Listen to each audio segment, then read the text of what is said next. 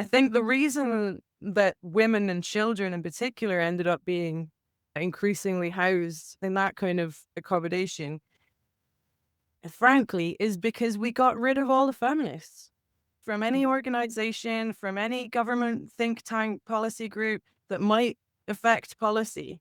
We purged them all, said no one's allowed to talk about single sex spaces anymore. And as a result, I don't think it was a deliberate choice or a deliberate thing that was pushed. It just happened.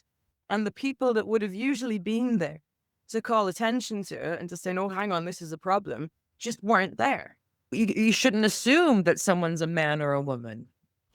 Oh, How do you know? How do you know? I have yet to see a single trans identified person turn up in the statistics. I was making that quib because when you said they got rid of all the feminists, I'm assuming you mean all the feminists that didn't go along with gender identity and would say things like, well, what about single sex spaces? When single sex or sex became like a bad word. Yeah, a lot of people would be like, oh, she's saying that unless you're a Terf, you're not a feminist. And it's like, well, where were they then? Why didn't the SNP or anyone in the Green Party call attention to this before? Because I'm sorry, but the ones that care about single sex spaces are the ones who care about the safety of women.